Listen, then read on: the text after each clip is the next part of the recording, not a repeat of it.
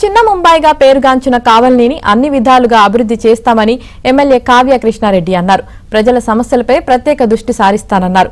అవినీతి, అక్రమాలు, అరాచకాలకు పాల్పడిన వారిని వదిలే ప్రసక్తే లేదంటున్న కావ్య కృష్ణారెడ్డితో మా ప్రతినిధి మహేష్ ఫేస్ టు ఫేస్. ఉమ్మడి నెల్లూరు జిల్లా కావలి నియోజకవర్గం నుంచి కావ్య కృష్ణారెడ్డి 30,000 పైచిలకు ఓట్ల మెజార్టీతో గెలుపొందారు. మనతో పాటు కృష్ణారెడ్డి ఉన్నారు. వారిని అడిగి మరిన్ని వివరాలు తెలుసుకుందాం. ఏమంటారు sir? First sir, at a time దాదాపు 30,000కు పైగా మెజార్టీతో గెలుపొందారు. ఈ గెలుపు కావలి ప్రజల గెలుపు. మా ప్రాంతం అంతా కూడా వ్యవసాయదారులతో, వ్యవసాయ కూలీలతో ఉన్నటువంటి ప్రాంతం. గత 5 సంవత్సరాలుగా ప్రజలందరూ కూడా చాలా ఇబ్బందికరమైన పరిస్థితులు ఎదుర్కొని ఉన్నారు.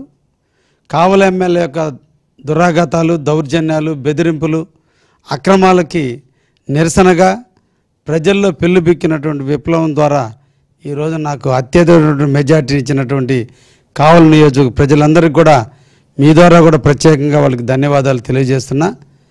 కావలి అభివృద్ధి జరగాలంటే అది ఒక్క తెలుగుదేశం వల్లే సాధ్యం అవుతుంది అనేటువంటి ఆలోచన.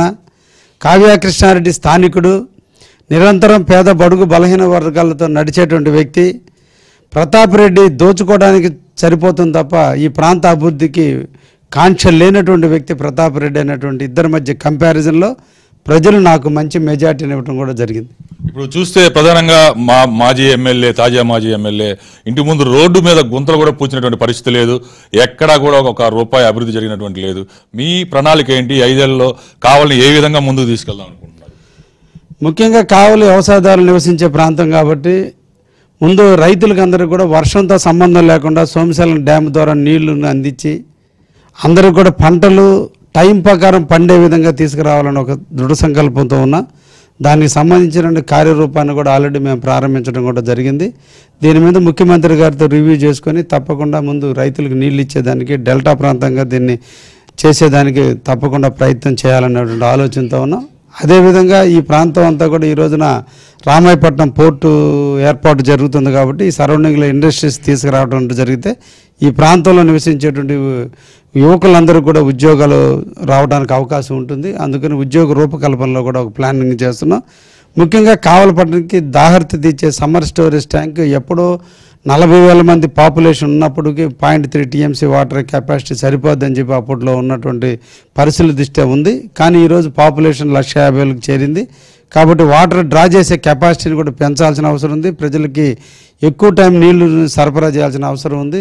అమృత పథకం కింద ₹62 కోట్ల శాంక్షన్ అయితే 95% వర్క్ పూర్తయింది. 5% ఈరోజు పూర్తి చేయని కారణాల వల్ల 5 సంవత్సరాలుగా ఈ రోజున కావల్లో అమృత పథకం నిర్వీర్యంగా ఉంది. దాన్ని ఇమీడియట్లీ దాన్ని స్టార్ట్ చేసి ప్రజలందరికీ కూడా నీళ్ళు ఇవ్వాలి.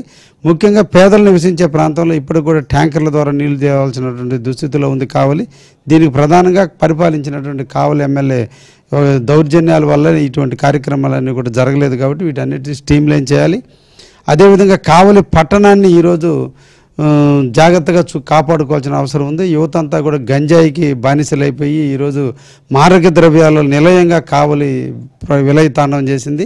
కమిషన్లు కకృతిపడి ఎమ్మెల్యే ఆఖరికి వాళ్ళ దగ్గర కూడా కమిషన్లు తీసుకుని యథేచ్ఛగా వ్యాపారం చేయడం వల్ల ఈరోజు కావలి యువత నిర్వీర్యం కూడా జరగడం జరిగింది. దానికనే నిన్నటి రోజునే అందరు పోలీసు అధికారులతో రివ్యూ చేశాను. ఎవరు ఎంతటి వారైనా, ఏ పార్టీ వారైనా, ఎటువంటి పెద్ద నాయకులైనా కూడా గంజాయి కానీ, హెరాయిన్, బౌర్ షుగర్ లాంటిటువంటి ఈ ట్యాబ్లెట్లు అనేటువంటి సరఫరా చేసే వాళ్ళందరినీ కూడా కట్టడి చేయమని పత్రికల ద్వారా డైలీ ప్రెస్ మీట్లు పెట్టి ఏ ఒక్కరు చేసినా కూడా దాని మీద ఉక్కుపాదం మోపుతామని చెప్పి పబ్లిసిటీ చేయమని కూడా పోలీసు అధికారులకు నిన్నటి రోజున ఆదేశాలు కూడా ఇవ్వడం కూడా జరిగింది. అన్నీ కూడా అతి తొందరలోనే అన్నింటినీ చేసి కావలిని ప్రజలు ప్రశాంతంగా నివసించే విధంగా కావలిని తీసుకురావాలని దృఢ సంకల్పంతో ఉన్నాం.